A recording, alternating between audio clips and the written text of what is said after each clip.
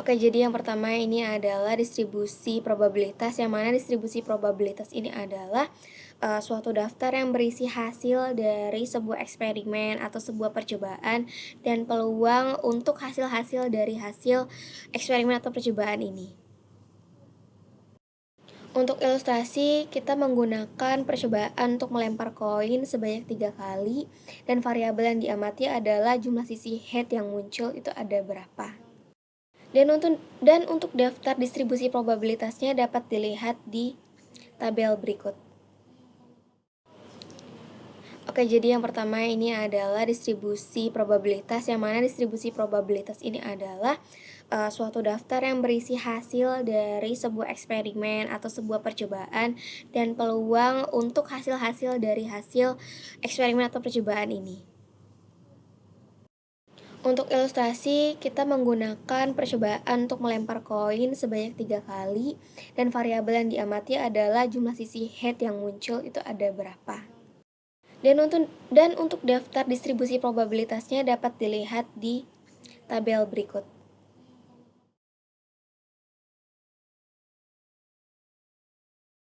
Selanjutnya yaitu ada ciri-ciri dari distribusi probabilitas, yang mana ciri-ciri dari distribusi probabilitas yang pertama ini ada probabilitas dari suatu hasil dari suatu peluang itu antara 0 dan juga 1, yang mana antara 0 dan juga 1 itu menunjukkan tingkat kepastian dari hasil tersebut. Kalau nilai 0 itu mewakili bahwa peluang tersebut tidak mungkin atau mustahil untuk terjadi, dan juga untuk nilai 1 itu menunjukkan kejadian tersebut itu pasti terjadi. Ciri yang kedua yaitu hasil tersebut merupakan peristiwa yang saling eksklusif. Maksudnya, jika suatu hasil itu terjadi, maka hasil yang satunya tidak mungkin terjadi di dalam waktu yang sama. Jadi tidak ada kemungkinan bahwa hasil tersebut akan tumpang tindih antara hasil yang terjadi dan juga hasil yang tidak terjadi. Karakteristik yang terakhir yaitu daftar tersebut bersifat lengkap dan jumlah probabilitasnya sama dengan 1. Karena hasilnya lengkap, maka hasil dari salah satu hasil-hasil ini pasti itu akan terjadi. Oleh karena itu, probabilitas suksesnya terjadi itu adalah sama dengan 1 atau 100%. Variabel acak. Variabel acak, kuantitas yang dihasilkan dari suatu percobaan yang secara kebetulan dapat memiliki nilai yang berbeda. Jenis variabel acak itu dibagi menjadi 2. Yang pertama, variabel acak diskrit, hanya dapat mengasumsikan nilai-nilai tertentu yang terpisah dengan jelas, biasanya merupakan hasil penghitungan sesuatu. Yang kedua, ada variabel acak kontinu, dapat mengasumsikan jumlah nilai tak terbatas dalam rentang tertentu. Biasanya, ini merupakan hasil dari berbagai jenis penuturan. Variabel acak diskrit. Contoh, jumlah siswa dalam satu kelas, jumlah anak dalam satu keluarga, jumlah mobil yang masuk ke tempat pencucian mobil dalam 1 jam, jumlah hipotek rumah yang disetujui oleh Coastal Federal Bank minggu lalu. Variabel acak kontinu. Contoh, jarak yang ditempuh siswa menuju kelas, waktu yang dibutuhkan seorang eksekutif untuk berkendara ke tempat kerja, lamanya tidur siang, lamanya waktu panggilan telepon tertentu. Fitur distribusi diskrit. Fitur utama dari distribusi probabilitas diskrit adalah jumlah probabilitas berbagai hasil adalah 1,00, probabilitas suatu hasil tentu adalah antara 0 dan 1, hasilnya saling eksklusif. Artian rata-rata distribusi probabilitas. Rata-rata atau mean adalah nilai paling umum yang digunakan untuk mempresentasikan lokasi sentral dari suatu distribusi probabilitas. Dalam konteks distribusi probabilitas, rata-rata juga disebut sebagai nilai harapan. Rumus matematiknya bisa dilihat di slide ini. Jadi X itu nilai acak, misalnya jumlah mobil yang terjual, dan PX-nya itu probabilitas dari nilai tersebut. Pengertian varians dan deviasi standar. Varians mengukur persebaran data dari rata-ratanya. Kalau deviasi standar itu akar kuadrat dari varians yang menunjukkan seberapa besar penyimpangan dalam suatu aslinya. Di slide ini diberikan jumlah data mobil yang terjual dan probabilitasnya, yaitu jadi yang X-nya itu dikali dengan PX-nya, nanti di jumlah total semuanya, kesimpulannya nanti itu bisa menjadi rata-ratanya. Langkah-langkah perhitungan varians dan deviasi standar. 1.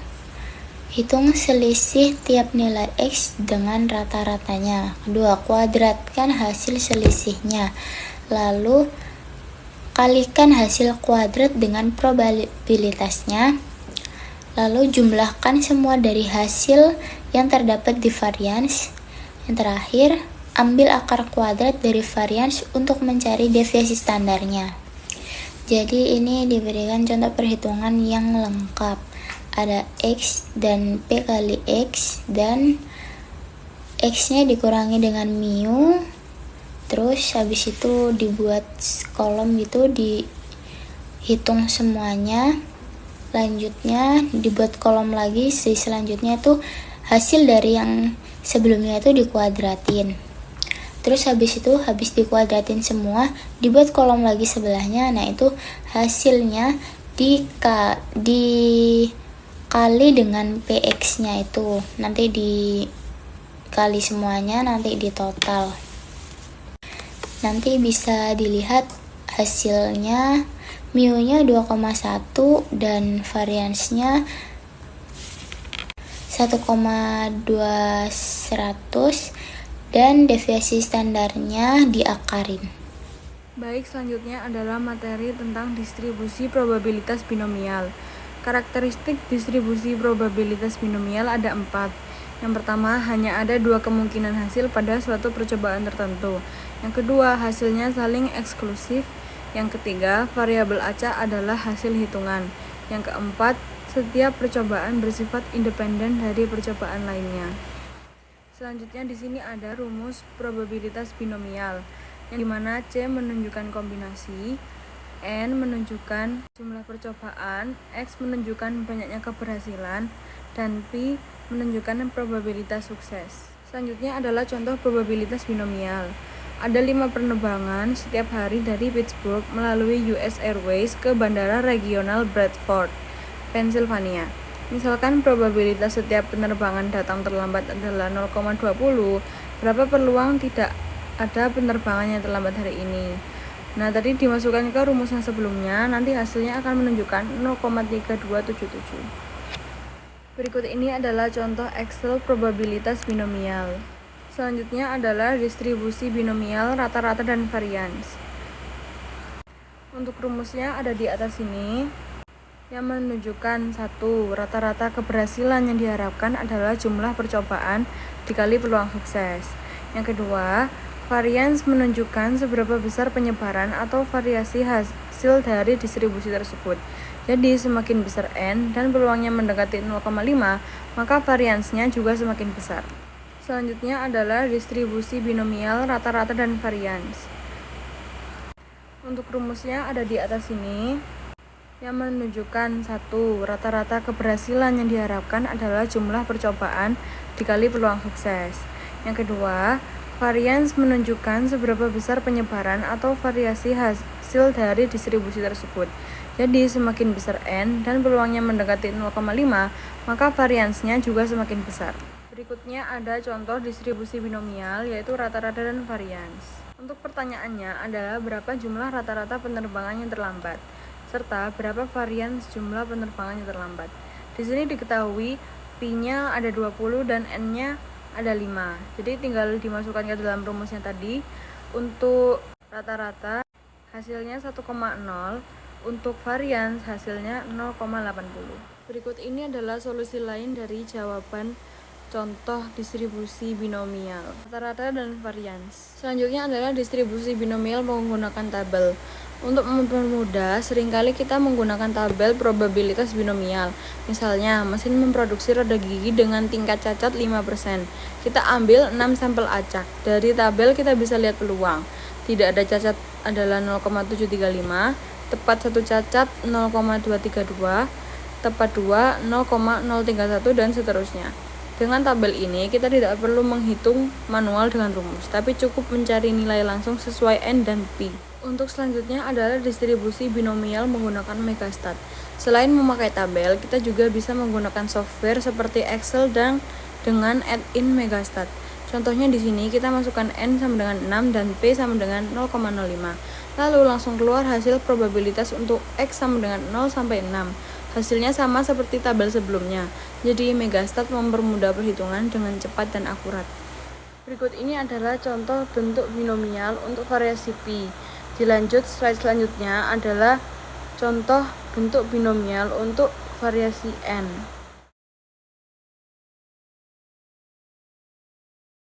Selanjutnya adalah distribusi probabilitas binomial kumulatif. Contoh berikut menggunakan distribusi kumulatif. Misalnya, survei menemukan 76,2% penumpang kursi depan memakai sabuk pengaman. Dari 12 kendaraan, kita mau cari peluang setidaknya 7 orang memakai sabuk pengaman. Artinya kita hitung P X lebih dari sama dengan 7. Caranya adalah menjumlahkan peluang dari X sama dengan 7 sampai 12. Setelah dihitung, hasilnya 0,9563 atau sekitar 95,6%. Jadi kemungkinannya sangat tinggi. Selanjutnya di sini ada contoh distribusi probabilitas binomial kumulatif menggunakan Excel.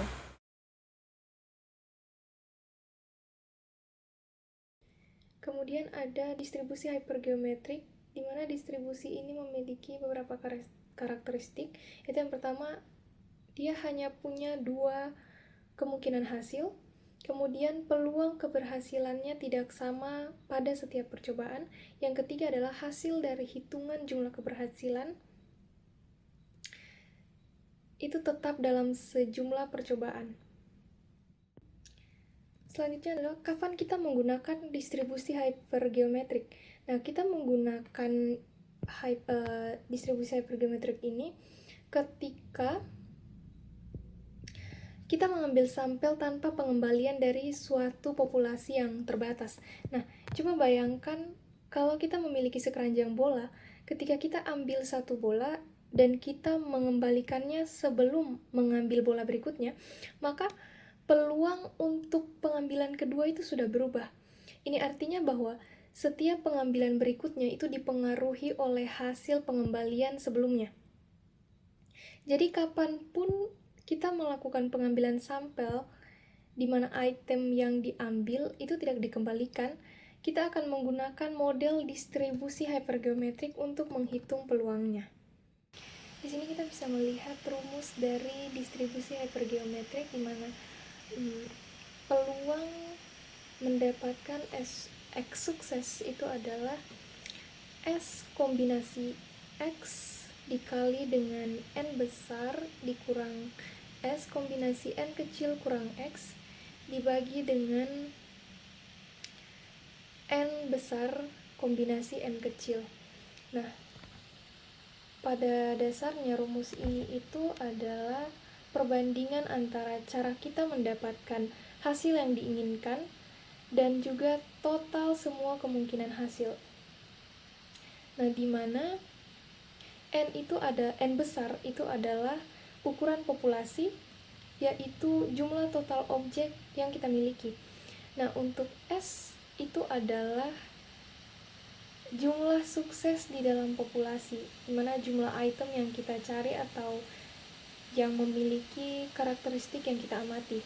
Kemudian ada N kecil, itu adalah ukuran sampel, di berapa banyak item yang kita ambil. Sedangkan untuk X itu adalah jumlah sukses di sampel. Nah, jumlah hasil yang kita inginkan dari yaitu jumlah hasil yang kita inginkan dari pengambilan sampel kita. Nah, untuk C sendiri adalah simbol dari kombinasi.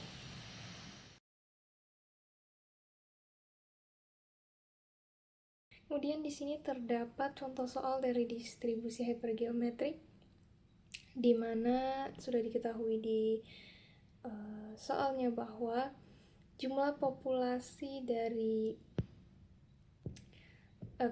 total karyawannya semuanya adalah 50, sehingga jumlah populasinya adalah 50.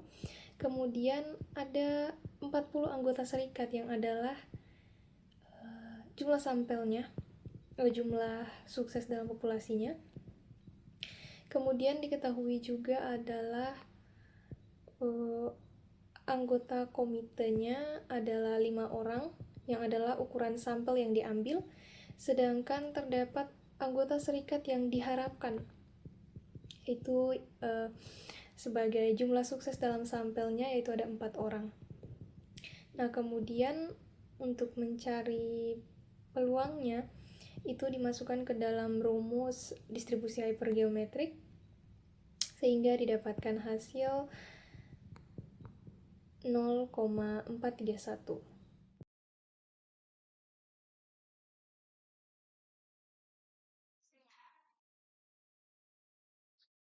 Baiklah, di sini saya akan menjelaskan tentang distribusi probabilitas Poisson. Distribusi probabilitas Poisson menggambarkan frekuensi terjadinya suatu peristiwa selama interval tertentu. Interval tersebut bisa berupa waktu, jarak, luas, ataupun volume. Ada dua asumsi penting dalam kondisi distribusi ini. Yang pertama, probabilitasnya bersifat proporsional terhadap panjang interval. Yang kedua, setiap interval bersifat independen, artinya kejadian pada satu interval tidak mempengaruhi kejadian pada interval lainnya. Selanjutnya, distribusi Poisson dapat dijelaskan secara sistem matematis menggunakan rumus P dari X sama dengan mu pangkat X dikali E pangkat negatif mu dibagi X faktorial. Di sini mu adalah jumlah rata-rata kejadian dalam suatu interval. E adalah konstanta sekitar 2,718. X adalah jumlah kejadian yang diamati, dan Px adalah probabilitas munculnya jumlah kejadian sebesar X. Selanjutnya, jumlah rata-rata keberhasilan dalam distribusi Poisson bisa diturunkan dari distribusi binomial. Jika dalam distribusi binomial kita punya n kali percobaan dengan probabilitas keberhasilan P, maka rata-rata atau mu sama dengan n dikali P. Selain itu, varians distribusi Poisson juga sama nilainya dengan n dikali P atau dengan mu. Sebagai contoh, misalkan kita meneliti bagasi yang hilang di Northwest Airlines. Dari 1000 penerbangan ditemukan 300 tas hilang. Artinya rata-rata jumlah tas hilang per penerbangan adalah 0,3. Jika kita ingin mencari probabilitas tidak ada tas yang hilang dalam satu penerbangan, kita gunakan rumus distribusi Poisson dengan mu sama dengan 0,3. Hasil perhitungannya adalah P0 sama dengan 0,7408 atau sekitar 74%.